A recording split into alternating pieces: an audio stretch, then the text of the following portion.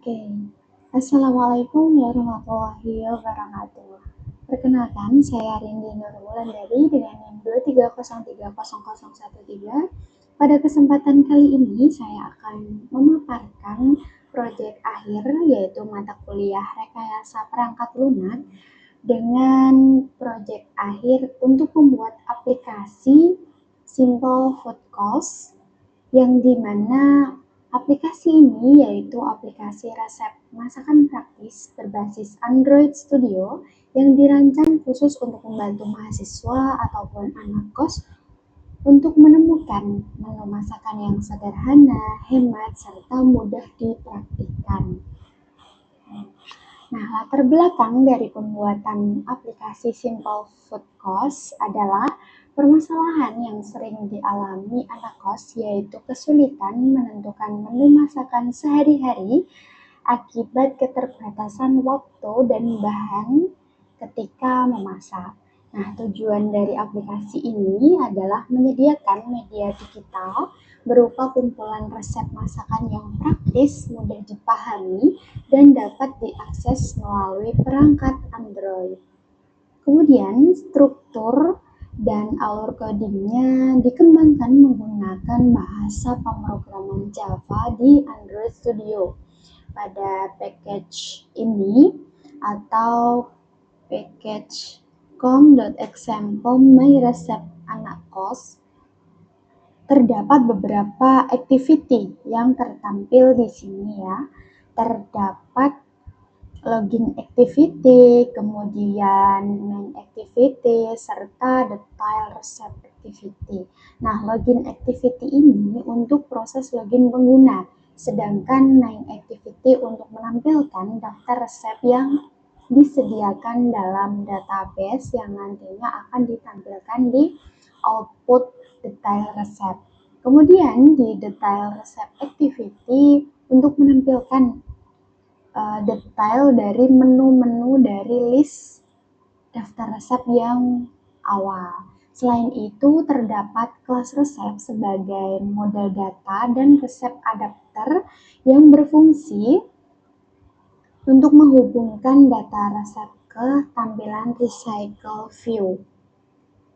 Kemudian, saat aplikasi ini nanti akan dijalankan, terdapat logo aplikasi di posisi di sini dan di menu activity login.xml.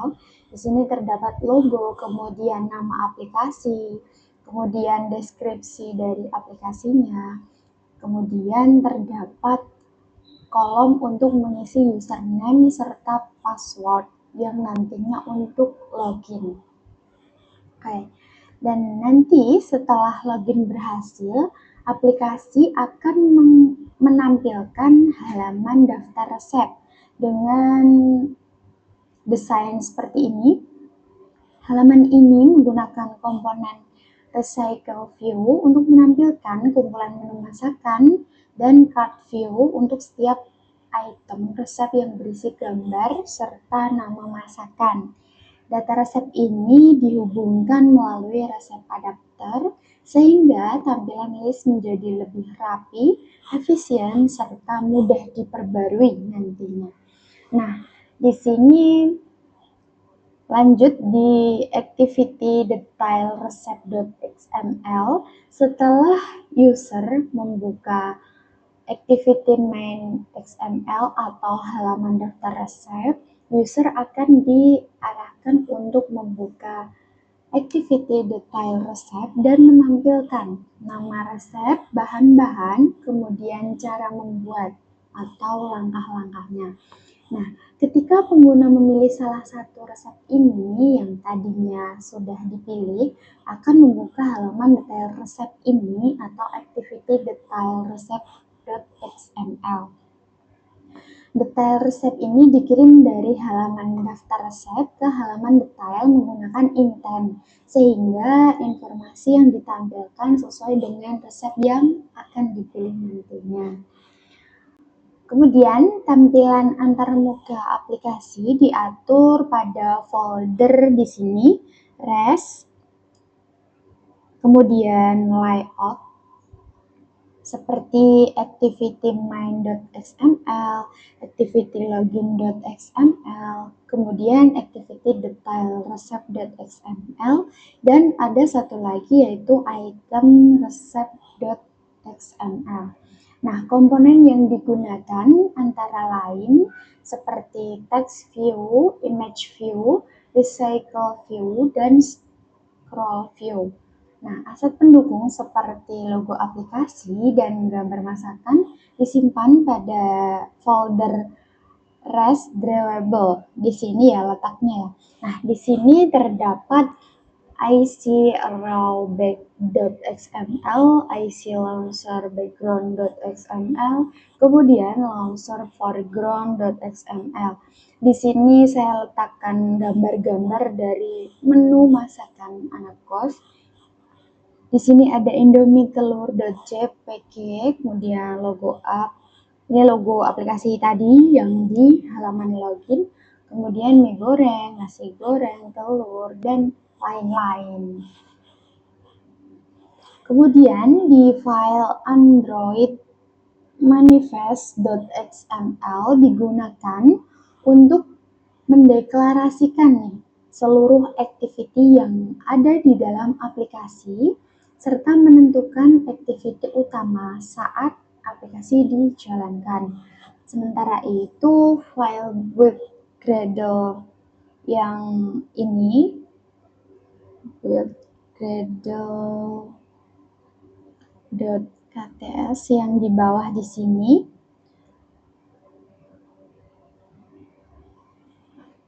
digunakan untuk mengelola dependensi seperti recycle view, cart view yang mendukung daftar tampilan resep nanti.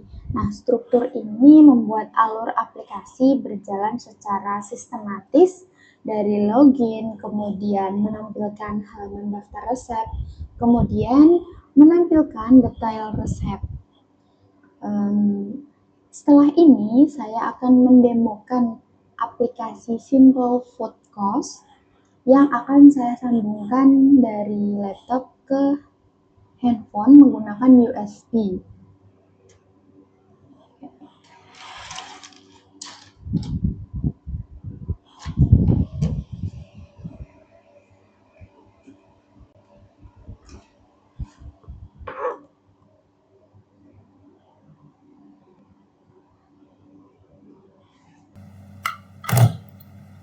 Oke, di sini saya akan sambungkan di laptop ke handphone menggunakan USB. Terletak di aplikasi ini. Kemudian di sini aplikasi Simple Food Cost-nya menampilkan yang pertama itu terdapat logo aplikasi yang bertuliskan Simple Food Cost. Di sini logo saya desain memakai Canva. Kemudian di sini terdapat deskripsi dari aplikasi tersebut.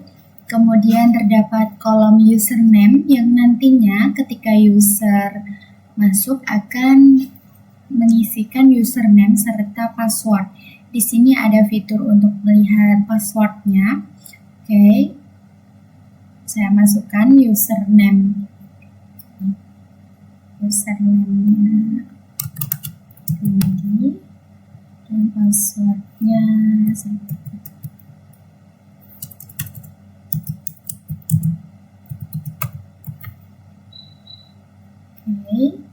kita mencoba login dengan password yang sudah disimpan sebelumnya.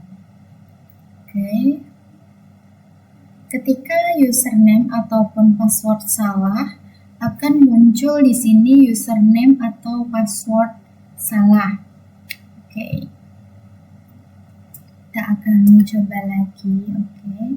Kita akan coba yang sudah disimpan sebelumnya. Sini.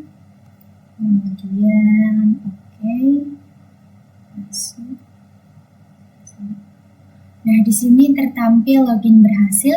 Kemudian di halaman kedua setelah user menginputkan username dan password, Jika username dan password benar, user akan melihat nih tampilan halaman daftar resep, yaitu bertuliskan selamat datang plus username.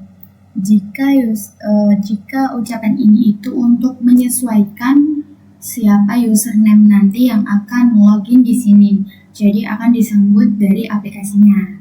Dari atas itu nama aplikasi, kemudian selamat datang username-nya saya sendiri. Kemudian di sini ada deskripsinya. Di sini tertampil resep populer, ada nasi goreng sederhana, dan ini lama waktu masaknya. Kemudian ini tuh kategori dari mungkin kemudahan atau mungkin sangat sulit atau bagaimana. Dan di sini user dapat memperkirakan berapa lama sih masak satu menu ini. Kemudian bisa di-scroll sampai bawah. Nah, kita lanjut untuk memilih menunya. Kita klik. Nah, kita klik akan menampilkan yaitu halaman detail resep.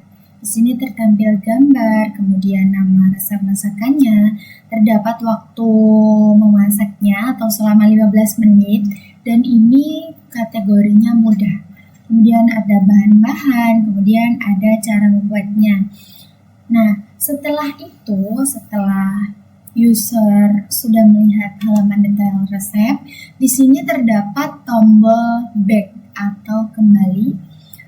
Kita klik tombol kembali ini akan kembali ke halaman daftar resep. Jadi, aplikasi Simple Food Cost ini sangat simpel juga ya, karena namanya Simple Food Cost. Oke. Ini diciptakan untuk memudahkan anak kos untuk memasak ataupun bikin menu yang praktis. Oke. Kita putuskan terlebih dahulu di detail resep login. Oke.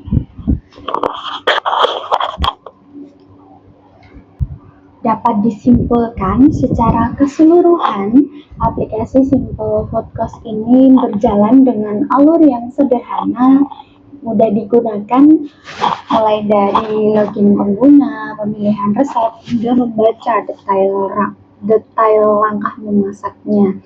Nah, diharapkan aplikasi ini dapat membantu mahasiswa ataupun anak kos dalam menentukan menu masakan sehari-hari secara lebih praktis dan efisien. Oke, saya akhiri pemaparan dari demo aplikasi Simple Food Cost untuk memenuhi tugas akhir atau proyek akhir rekayasa perangkat lunak yang diampu oleh Bapak Anton. Oke, sekian pemaparan demo aplikasi dari saya. Kurang lebihnya saya mohon maaf. Wassalamualaikum warahmatullahi wabarakatuh.